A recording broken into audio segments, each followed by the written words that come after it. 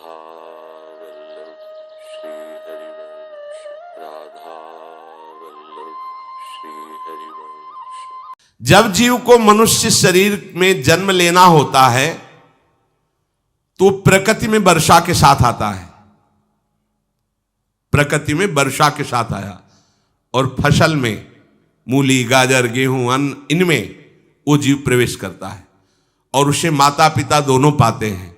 तो सप्तम धातु वीर के रूप में परिणित होता है जीव। वो वीर कण के रूप में माता के उदर में जब प्रवेश करता है तो एक रात्रि में मां का और पिता का, दोनों का वो जो वीर मिलता है, उस रज और वीर के मिलने से एक कलल सा बनता है। 5 रात्रि व्यतीत होने के बाद एक बुदबुदा सा बनता है। 10 रात्रि व्यतीत होने के बाद एक बेर की सी आकृति होती है। फिर उसके बाद उसमें धीरे धीरे मांसपेशियां बढ़ने लगती हैं। 1 महीने में उसके सिर निकल आता है, 2 महीने में हाथ पांव अंगों का विभाग होता है, 3 महीने में नख, रोम, अस्थि, चर्म, स्त्री पुरुष के चिन्ह प्रकट हो जाते हैं, 4 महीने में मांसादि 7 धातुएं प्रकट हो जाती है, 5वें महीने में चेतना जागृत हो जाती है। जैसे अपने चेतना, ऐसे 5वें महीने में गर्भस्थ शिशु की चेतना जागृत हो गई। जीव है पर चेतना 5 महीने बाद मां के गर्भ में जागृत। अब उसे भूख लगती है, प्यास लगती है, वहां की तापमयी जलन, पीड़ा, छोटे छोटे कीड़ों के द्वारा काटना, 6ठे मास में झिल्ली से लपटा हुआ मां की दाहिनी कोख में कीड़े की तरह तड़पता है। उस समय माता को कड़वे और खट्टे पानी की लालसा होती है, जिससे उसके अंगों में जाकर भयंकर जलन होती है। यह है भोग।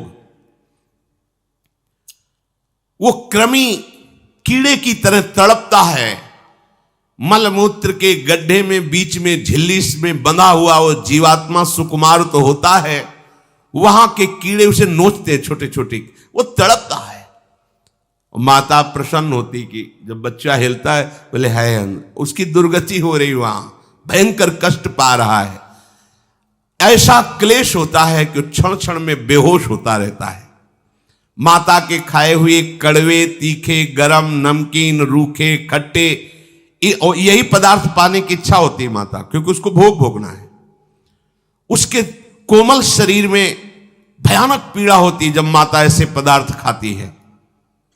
गर्भाशय की झिल्ली में लिपटा हुआ, आंतों और मलमूत्र से घिरा हुआ सिर, पेट की और पीठ और गर्दन एक कुंडलाकार, ऐसे कंकण जैसा, ऐसी आकृति गर्भस्थ शिशु की होती है।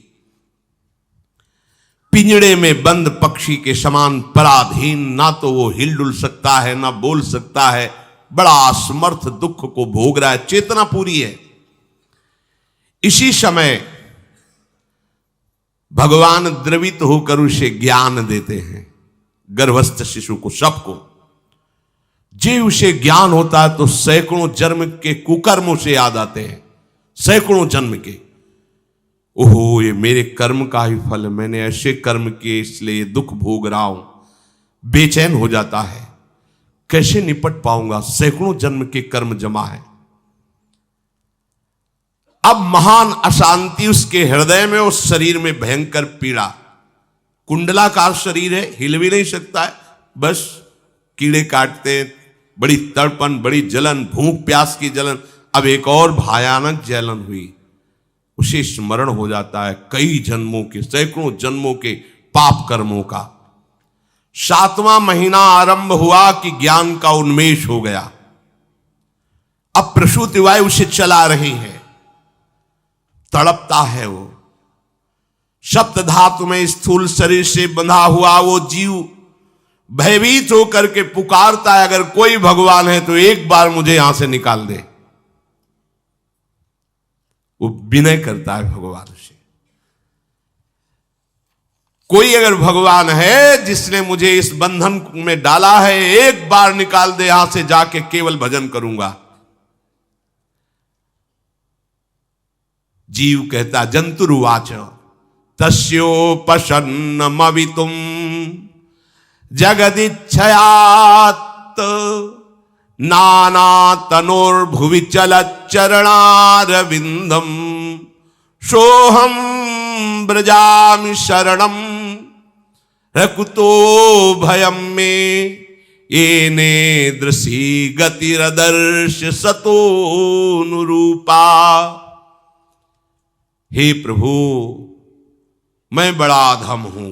ये ज्ञान भगवान की तरफ से गर्भस्थ शिशु को होता है। देखो, स्वयं वो इतना कष्ट पा रहा है, फिर जब आप गर्भ हत्या करते हैं तो आपका पाप कितना बड़ा होगा सोचो। सब माताओं से विनय है, संयम से रहो, सावधान रहो। ये हत्या ऐसी नहीं कि तुम्हारे दान पुण्य से क्षमा हो जाएगी। ये जो भ्रूण हत्या है, गर्भ हत्या है, बहुत बड़ा पाप है। आप लोग अज्ञान के कारण इसको ध्यान नहीं देते, इसे खिलवाड़ समझते हो। कितना ज्ञान है। बेटी ही मां है, बेटी ही बहन है, बेटी ही पत्नी बनती है, बेटी ही किसी के जीवन को धारण करने वाली बनती है। और आपने गर्भ में देख लिया बेटी है, तुम स्वयं मां होकर उसका साथ दे रहे हो, उसका नष्ट करने के लिए। हमारी तो बात ही समझ में नहीं आती, क्या बुद्धि भ्रष्ट हो गई। अगर पुरुष का इतना महत्व है तो बेटियां ना हो तो तुम्हारी कौन सी गति होगी, सोचो जरा। जीना मुश्किल हो जाएगा तुम्हारा। तुम पुरुष किस काम के रह जाओगे। तुम्हारा अर्धांग काट दिया जाए तो तुम कैसे होगे। ये स्त्री स्वरूप अर्धांग है। जिस घर में मां बहन नहीं है, स्त्री स्वरूप नहीं, श्मशान जैसा वो होता है। ध्यान दीजिए, ये बहुत बड़ी गलती है जो अपनी बेटियों की हत्या करते हैं। और ये वो पाप है जो अक्षम्य अपराध है। स्त्री हत्या करना शास्त्रों में बहुत बड़ा पाप कहा गया है। फिर वो तो बच्चा है, बिल्कुल नहीं। जिनसे हो गया है, श्रीमद् भागवत का सप्ताह मूल संस्कृत से सुनो और भगवान से प्रायश्चित प्रार्थना करो कि हे नाथ, भूल से गलती हो गई, दूसरा कोई उपाय नहीं। ध्यान से समझ लीजिए, तुम्हारे भ्रूण हत्या गर्भ हत्या के पाप को नष्ट करने में एकमात्र श्रीमद् भागवत समर्थ है, दूसरा कोई नहीं। कोई दान पुण्य तीर्थ स्नान तुम्हें क्षमा नहीं कर पाएगा। यह ऐसा महापाप है। अगर हृदय में जलन करके और मूल संस्कृत के द्वारा पूरी 7 दिन में भागवत श्रवण की जाए नियम से, तो भागवत समर्थ है, इस हत्या के पाप से भी आपको मुक्त कर देगी। जिनके ऐसे हत्या हो गई हो करवा लो, नहीं तो बुद्धि आगे भ्रष्ट करके तुम्हें हरि गुरु से विमुख कर देगा। ये पाप ऐसा नहीं कि तुम्हें 2-4 माला घुमाने से क्षमा हो जाएगा। ये महत अपराध है। सबकी समझ में नहीं आता, समझ जाओ, नहीं तो आप जहां भी हो वहीं से भ्रष्ट कर देगा। ये अपराध नष्ट नहीं होगा, श्रीमद् भागवत की कृपा से नष्ट हो जाएगा। ये हमें बहुत विश्वास है। श्रीमद् भागवत सप्ताह की यह है ही महामहिम। प्रीति योनि को प्राप्त धुंधकारी को सीधे भगवत पार्षद स्वरूप देकर परम पद में आरूढ़ कर दिया। केवल 7 दिन की मूल संस्कृत एक भी श्लोक नहीं छूटना चाहिए। अगर सप्ताहिकी का पारायण हो तो इस भ्रूण हत्या गर्भ हत्या से भी निवृत्ति मिल जाए। अब वो जीव भगवान को पुकारता है, मैं बड़ा नीच अधम हूं। आहा, भगवान आपने जो मुझे गति दिखाई है तो मेरे कर्म के अनुसार ही है, आपका इसमें कोई दोष नहीं। हम लोग जब कष्ट भोगते तो भगवान से कहते हैं हमने तुम्हारा क्या बिगाड़ा। भगवान ने नहीं बिगाड़ा, तू खुद देख क्या बिगाड़ लिया अपना। करो पापाचरण। अब देखो, हमने तो जीवन में कोई पाप नहीं किया और कितने गर्भ हत्या की है, कितनी खिलवाड़ समझे हो। ये बिल्कुल भयावह चीज है, आप लोगों को नहीं। हम बार बार इसीलिए कह रहे कि भयावह वस्तु है, तुम्हें बहुत ऊंचाई से घसीट के भ्रष्ट कर देगी। बहुत होश में हो, भूल के कभी ऐसा न करना जहां तक हमारी आवाज पहुंचे, जहां तक सुनाई दे। गर्भ हत्या मत करना, संयम से रहो। इस तरह का व्यवहार मत करो कि तुम्हारा मनुष्य जन्म ही व्यर्थ चला जाए। इसमें तीनों को बराबर दंड मिलेगा, गर्भ हत्या कराने वाला, गर्भ हत्या की प्रेरणा देने वाला और गर्भ हत्या में सहयोग देने वाला। जो औषधि डॉक्टर या जो भी, तीनों को दुर्गति होगी। माता पिता प्रेरक और कर्ता। ऐसा नहीं कि आप डॉक्टर हो तो आपको गर्भ हत्या करने का अधिकार नहीं। आप डॉक्टर हो दूसरे के शरीर को स्वस्थ करके निरोग करने के लिए, हत्या करने के लिए नहीं। कोई भी हमारा संविधान ऐसा आदेश नहीं करता कि आप गर्भ हत्या कर दो। ना भागवतिक और ना भारतीय संविधान ऐसा संविधान आदेश नहीं करता। अब वो जीव कह रहा है कि प्रभु मेरे योग्य ही है आपने जो मुझे दंड दिया है। मैंने सुना है कि आपकी शरण में जो आता है आप उसकी रक्षा कर लेते हैं।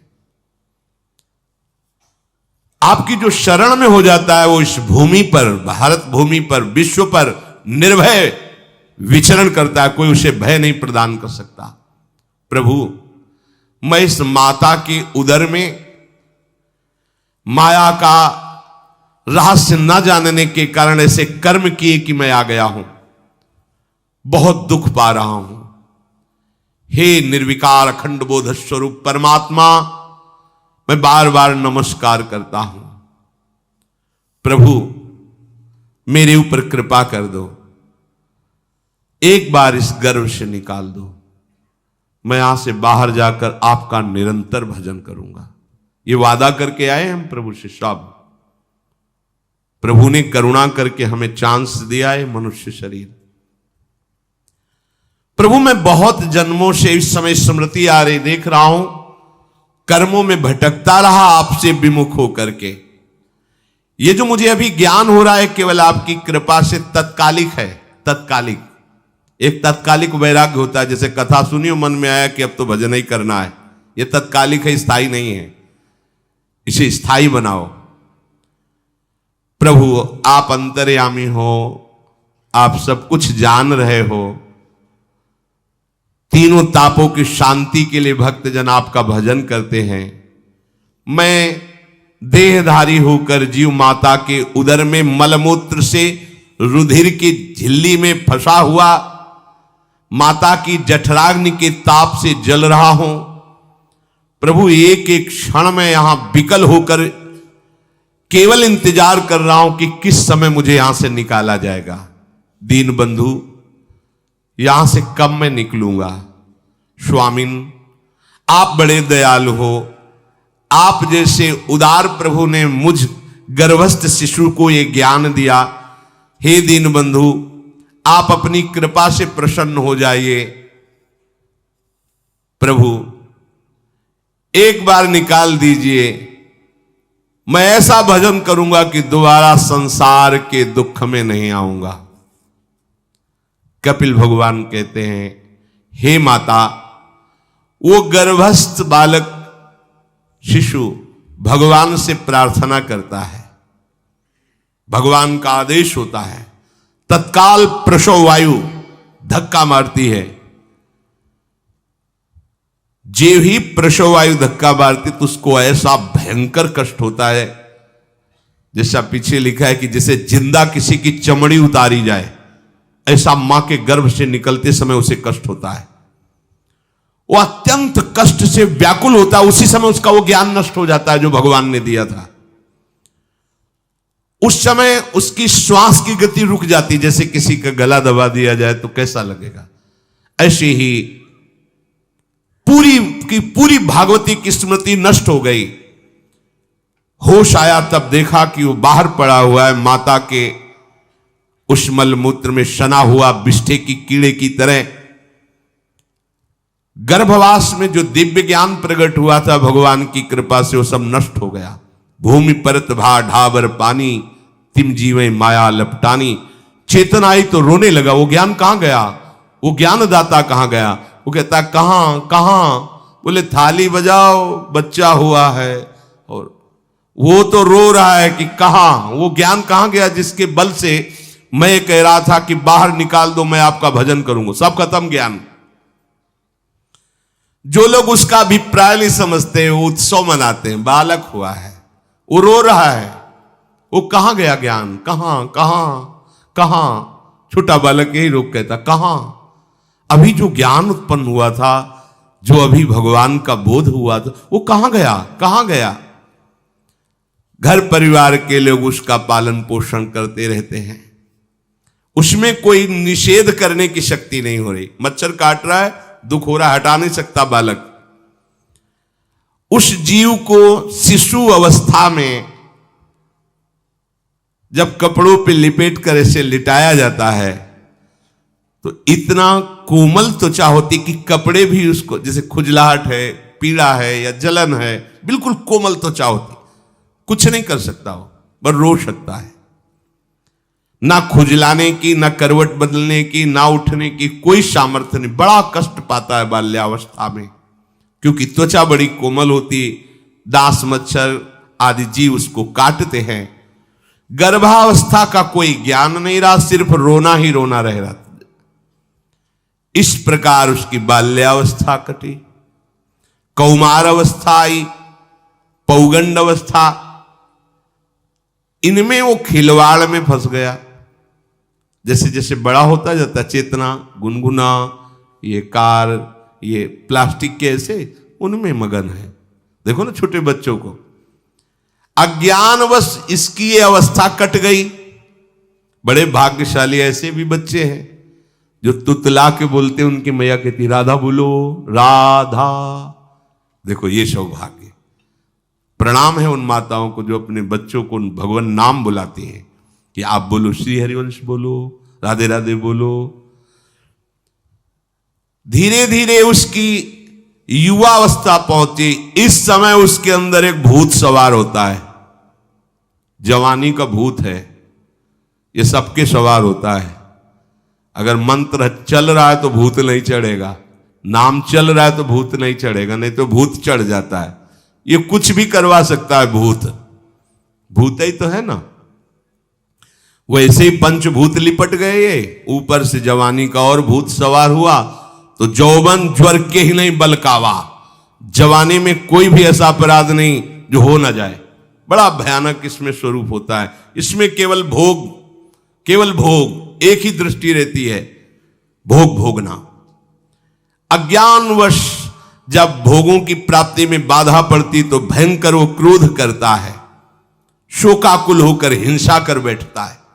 जैसी घटनाएं सुनने को मिलती हैं, राक्षसी घटनाएं, ये भूत है जवानी का। जहां कामना में बाधा पहुंची, क्रोध, क्रोध में वो समझ नहीं पाता कि मेरे जैसा ही प्रिय शरीर उसका है जो मैं वर्ताव कर रहा हूं। सदेहेन मानेन वर्धमानेन मन्युना करोति विग्रहम कामी कामेष्वंताय चात्मनः। जैसे जैसे देह बढ़ता जाता है, पुष्ट होता जाता है, वैसे वैसे भोग वासना और अभिमान बढ़ता जाता है। वो काम परवश होकर अपना नाश करना शुरू कर देता है। यौवन, वो फिर खोटी बुद्धि वाला वैसे ही पाप करने लगता है जिन पापों के कारण उसकी दुर्गति हुई थी नरक आदि की, और मां के गर्भ में आया था। देहाभिमानवश निरंतर मैं करूंगा, मैंने भोगा, मैं वो भोगूंगा। उसे ये ज्ञान नहीं रहता कि मैं वादा करके आया हूं कि भजन करूंगा और इस संसार से मुक्त हो जाऊंगा। भूल गया। इसी शरीर से उसको फिर भयंकर कष्ट भोगने पड़ेंगे। इसी का नाम संसार चक्र है। अगर कहीं उसे सत्संग मिल जाए, सन्मार्ग में चल दे, तो माया भेजती है दो प्रकार के लोग उनको भ्रष्ट करने के लिए। एक जिह्वा रसेंद्री को और एक उपस्थेंद्री जनेंद्री के भोगों का समागम भेजती है। फिर ही भोगो, ध्यान रखना। शास्त्र है, सत्य एक एक अक्षर है। जब किसी को सत्संग मिल जाता है तो सत्संग का प्रभाव होता है भगवत मार्ग में रुचि पैदा करना, प्रभु अच्छे लगना, प्रभु का नाम जप करना, सत्य मार्ग में चलना। जब तुम सतमार्ग में चलोगे तो दो प्रकार के लोग भेजे जाएंगे। बढ़िया हलवा, बढ़िया खीर, रबड़ी, लो प्रभु, पाव, आरोगो, रसेंद्री और फिर जनेंद्री। फ्री, कोई परेशानी नहीं, भोगिए आप।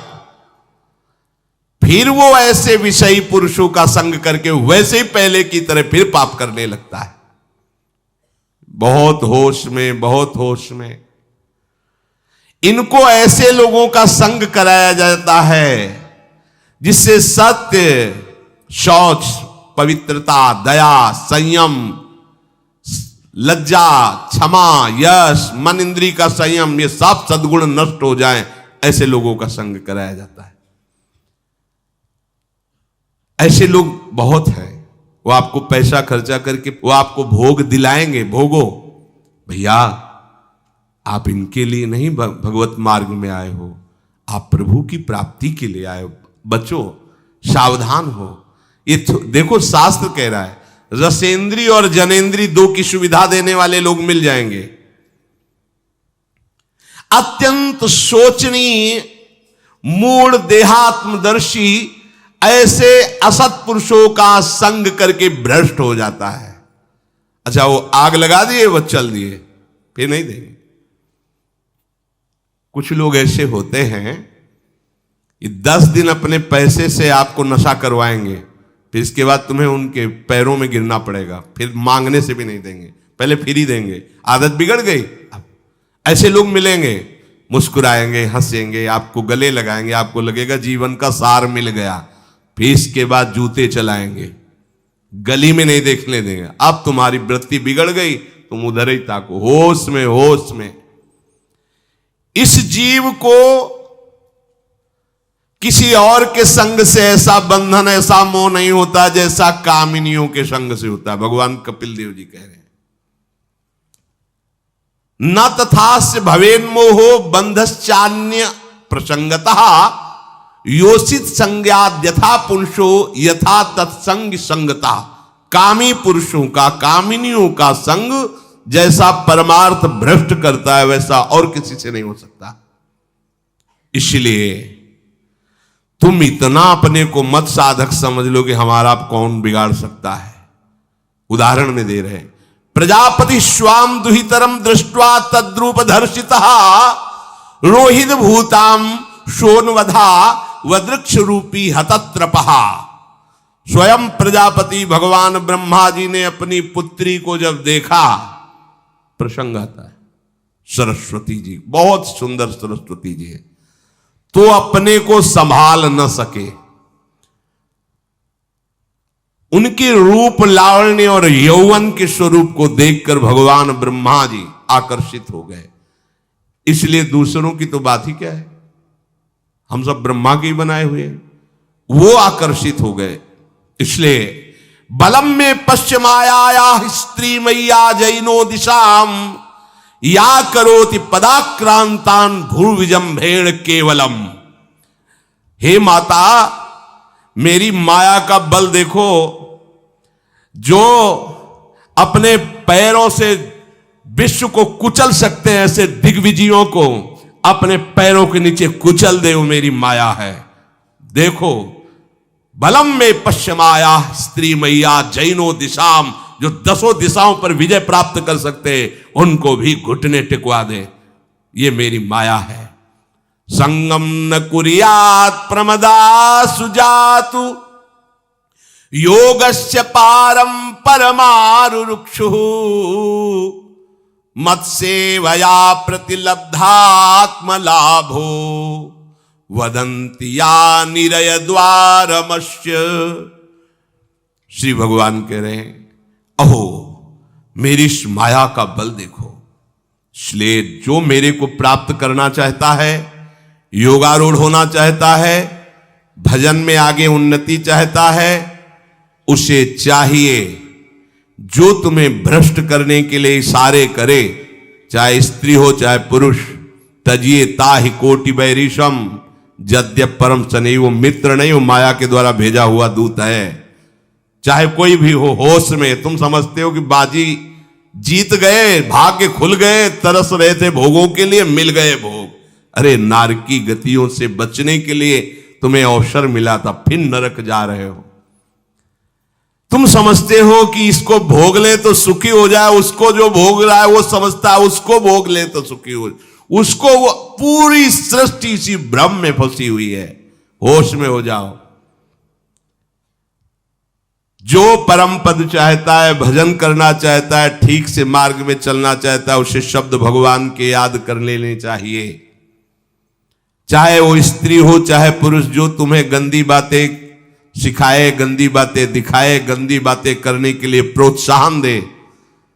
जाके संग कुमति मति उपजय, करत भजन में भंग तजोरे मन हरि विमुखन को संग।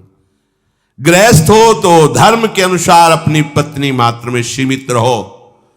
ये उद्दंडता तुम्हारा नाश कर देगी। ये जो आज नई रीतियां चल रही हैं, ये भगवान ब्रह्मा जी ने अपने पुत्रों को बुलाया। चारों युग ये पुत्र हैं भगवान ब्रह्मा के, सतयुग, त्रेता, द्वापर, कलयुग। सतयुग से कहा भाई हमने रचा है नरक, तुम्हारा स्वभाव सत्य में स्थित होना है, इसलिए हमारी आज्ञा का पालन करो कि नरक खाली भी नहीं रहना चाहिए। तो उनका पिताश्री, जब हमारा स्वभाव आपने ही रचा है तो मेरे राज्य में कोई नरक जाए, भूल चूक से किसी को नरक नहीं जाने देंगे।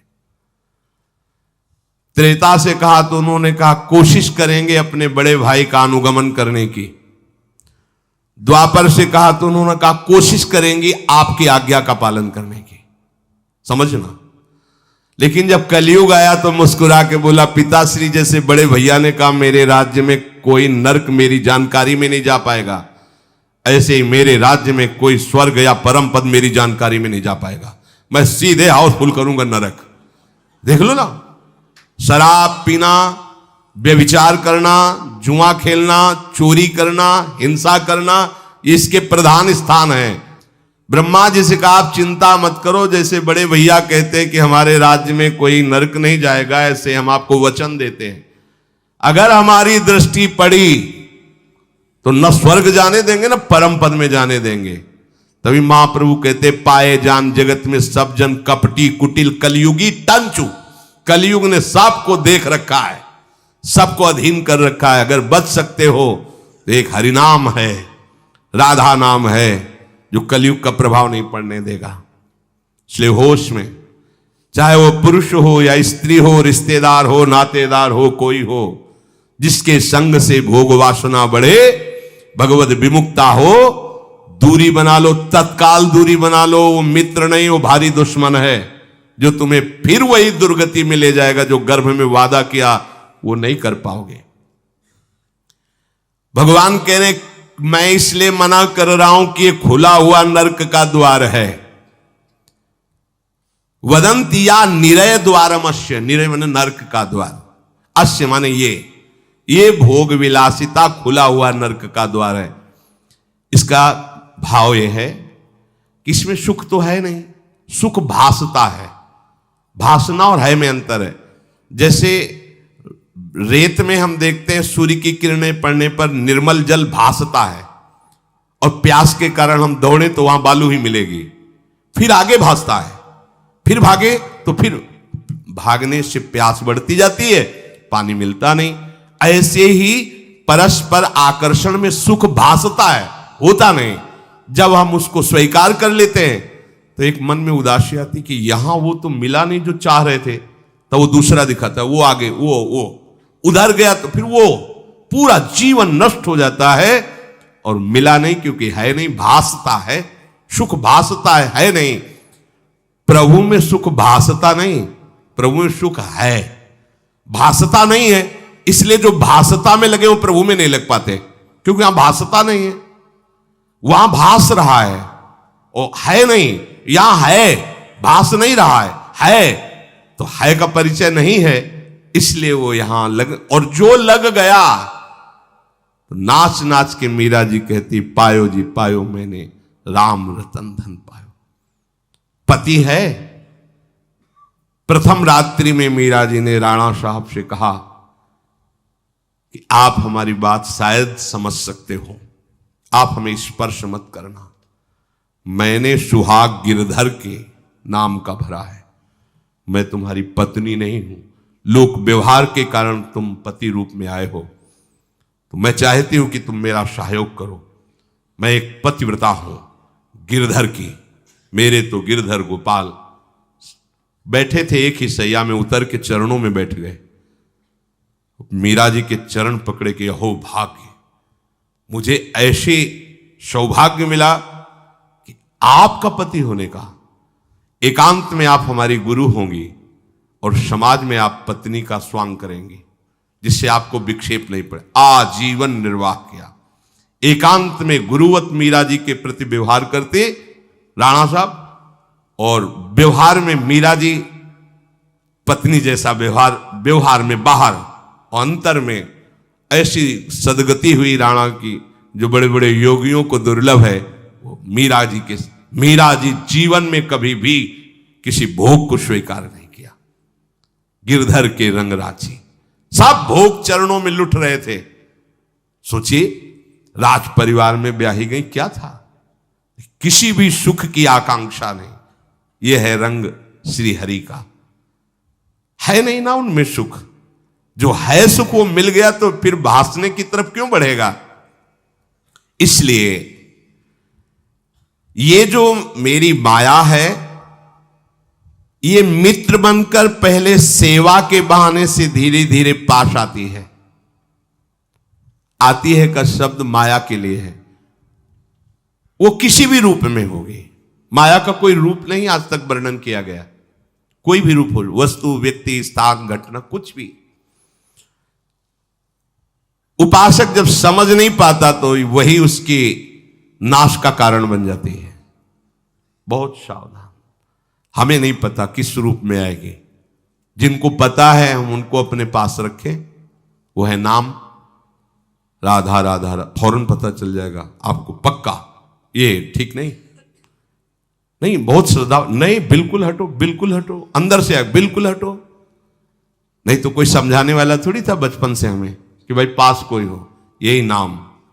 जहां कहीं कोई प्रियता, कहीं आश्रमों में कहीं कुछ समझ में, हटो हटो हटो, ये नाम हटाते हटाते हटाते जहां लगाना चाहिए वहां लगा दिया। नाम अगर है अंग रक्षक तो तुम्हें माया से बचाता रहेगा, क्योंकि जिनकी माया है उन्हीं का नाम है। वो खूब अच्छे से जानता है, माया को पहचानता है। नाम आप नहीं पहचानोगे पक्का, क्योंकि वो बाहर से ही नहीं आती, वो अंदर से भी आती है। ये सब माया के ही पार्षद है, मन बुद्धि चित्त अहंकार सब माया में है। नाम चलेगा तो अंदर और बाहर दोनों जगह सुरक्षित रखेगा, पकड़ लीजिए। वो तिनके में ढके हुए कुएं के समान होती है, पता नहीं चलता कि कितना गहरा कुआं है। ऊपर से तिनके से ऐसा लगता भूमि, जेब पैर रखा गिर गए कूप में, अब निकल नहीं सकते। जब मेरी माया में आसक्त हो जाता है तो अंत समय फिर उसी माया का स्मरण आता है। वही सब मैं और मोर तोड़ते, अब वो फिर उसी चिंता से फिर वही फंस गया, फिर वही दुर्गति प्रारंभ। तो हे माता, जो हरि से विमुख हैं उनका ये चक्र चलता रहता है। पुनरपि जननम पुनरपि मरणम पुनरपि जननी जठरे शयनम। इसलिए मुमुक्षु उपासक को चाहिए कि ना कोई भय स्वीकार करो, डरो मत माया से। देखो भगवान के वचन, ना किसी के सामने दीन हो। भक्ति की दैन्यता अलग है, विषयों की दीनता नहीं। ये साधु में कभी नहीं हमने देखा, किसी भी साधु में ये नहीं। साधु है ये नहीं होगा जब मर जाए पक्का, और साधुता नहीं है तो फिर इतना ही है, फिर और रही क्या गया है। फिर साधुता में ये तो नहीं होता पक्का। हम कहते हैं बहुत हजारों संतों से मिले, ये नहीं होता। अरे रिद्धियां सिद्धियां मारी घूमती पीछे, वो हाथ फैलाएंगे। हाँ, आचार्य आदेश के कारण रोटी मांगते हुए बड़े बड़े सिद्धों को देखा गया है, टुकड़े रोटी के मांगने। आचार्यों का आदेश है, भिक्षा औषधम अन्नम, भिक्षा रूपी अन्न रूपी औषधि से उदर पोषण करे, ऐसा आचार्य। चाहे वो भगवान शंकराचार्य हो, चाहे आप प्रेम के उपासक हो। भूख लगेगो मांग खाऊंगो, गिनो न सांझ सवेरो, ब्रजवार छिन के जूठ टू करो, घर घर छाछ महेरो, ऐसो कब करी हो। बस साधु 30 मिनट के लिए केवल भिक्षुक बनता है और 23.5 घंटा के लिए बादशाह रहता है। मिले तो ना मिले तो बस भिक्षा बादशाह। जाय न चाहे कबो कछ तुम सन सहज सने, बसो निरंतर तासुर सुराउर निजगे। साक्षात भगवान हृदय में खेलते रहते हैं। दीनता नहीं होनी चाहिए। ये भागवतिक दैन्यता अलग है, ये दलिद्रता रूपी दीनता नहीं होनी चाहिए कि ठंडी लग रही कपड़ा दे दो, देखो हमें तीर्थ यात्रा करनी, पैसा दे दो, हमें यज्ञ कर। कौन सी यज्ञ करनी तुम्हें? कौन सी यज्ञ?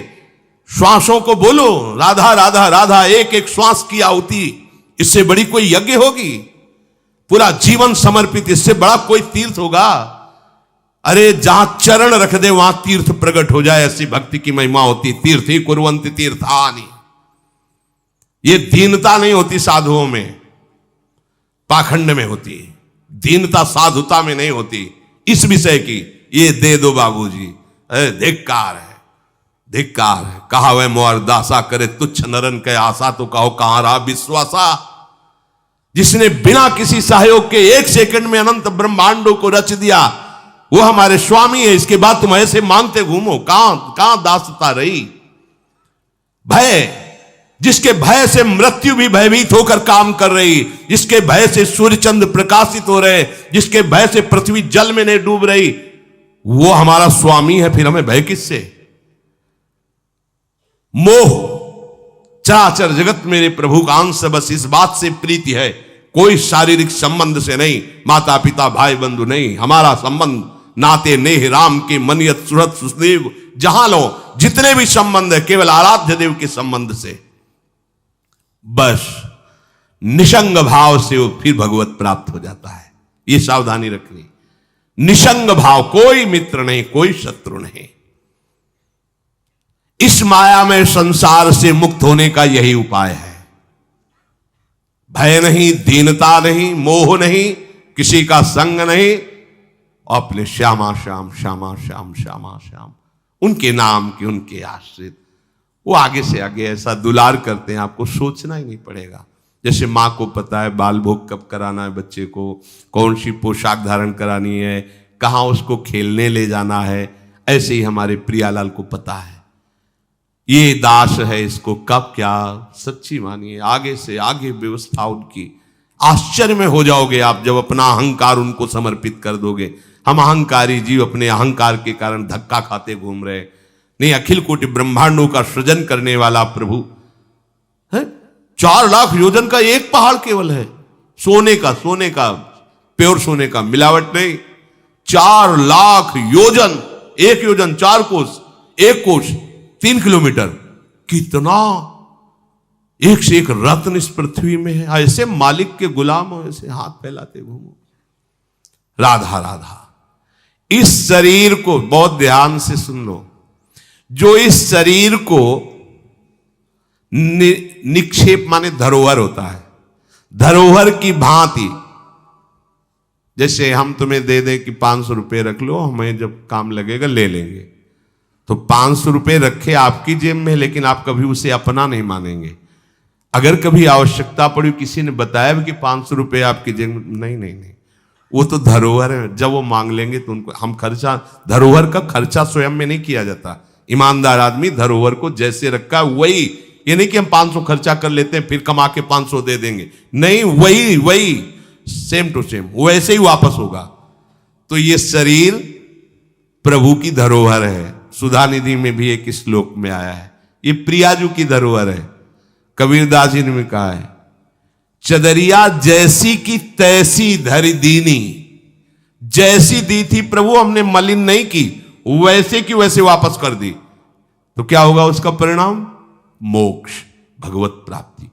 इसे मलिन करने का अधिकार तुम्हें नहीं। ये चदरिया जो मिली है, मनुष्य शरीर, ये भगवत प्राप्ति। इसे गंदा मत करो। शरीर को धरोहर की भांति रखकर, ये गुरु की संपत्ति है, ये इष्ट देव की संपत्ति। तन वांग मनोभिरमलई सोहम तविवासिता। ये शरीर, ये मन, ये वाणी हमारे गुरुदेव को समर्पित, उनकी आज्ञा के अनुसार चलना है। तो क्या होगा? अनासक्ति बढ़ेगी, किसी से कोई राग नहीं, अनासक्त होकर वो भगवत प्राप्त हो जाएगा। एक ही उपाय समस्त दुखों से बचने का, मामुपेत्य। जो मेरे आश्रित हो गया, मेरा भजन करता है, पुनर्जन्म नहीं होता उसका। क्योंकि दुखालयम शाश्वतम, संसार में वही जवानी, वही बुढ़ापा, वही रोग, वही योनियों में भटकना। थोड़ा तो थक जाओ। तुम्हें नहीं चाहिए दिव्यता तो कम से कम इतना समझ लो। फिर वही प्रारंभ वाली बात कहते हैं कि देश विदेश सुख के लिए भटकते हो, तो हम भी तो ऐसे देश की बात कर रहे हैं जहां सुख ही सुख है, जहां काल की भी चाल नहीं है। वो है निकुंज देश। निकुंज देश के राजा हैं श्यामा श्याम। चलो ना वहां, राधा राधा रूपी धन कमाओ, यहां किसी से व्यवहार न करो, प्रेम का व्यवहार भगवत समर्पित करो, राग द्वेष का व्यवहार मत करो, तो इसी जन्म में ये कर्म परंपरा खत्म हो जाएगी। पता नहीं कौन कौन सी योनियों में हमें जाना पड़े मां के गर्भ में। इसलिए भाई ये आखिरी जन्म होना चाहिए, ऐसा कर लो, ऐसा धन कमा लो जो तुम्हारे साथ चले, वो है राधा नाम। अब जीवन में धोखा ना होने पावे। सबसे प्रार्थना है बच जाओ, आगे और कलयुग भयानक रूप लेके आएगा, आपसे भजन नहीं होगा। अभी देख लो, न खान पान पवित्र है, न संग पवित्र है, न दृश्य पवित्र है, आगे तो और भी। ये ऐसा समय पैदा करेगा कलयुग कि कोई राम कृष्ण हरि नाम सुनाई नहीं देगा। भाव भ्रष्टाचारा सब संसारा धर्म सुने नहीं, कहीं स्वाहा स्वधा तो खत्म होता जा रहा है। देख लो, पहले यज्ञों की भरमार होती थी, कहां यज्ञ हो रहे हैं।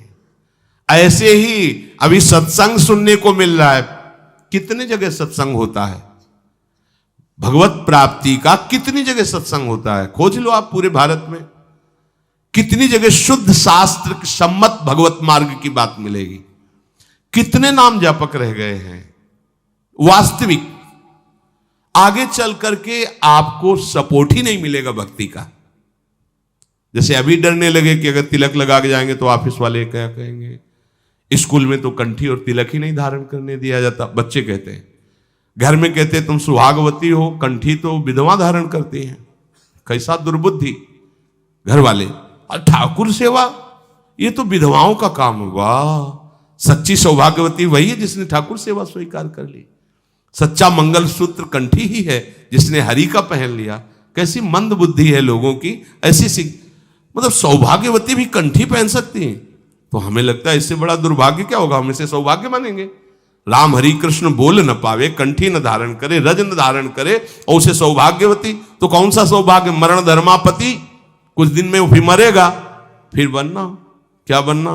न भजन लायक रह जाओगे, न संसार लायक रह जाओगे। प्रार्थना मान लो, थोड़ा कड़ुआ लगेगा लेकिन बहुत मीठा है परिणाम इसका। यत् अग्रे विस्मयो परिणामे अमृतोपमम। जिसमें शुरुआत विष जैसी लगे उसका परिणाम अमृत में होता है। खूब भजन करो और इसी जन्म में श्री जी को प्राप्त करो। श्री राधा वल्लभ लाल।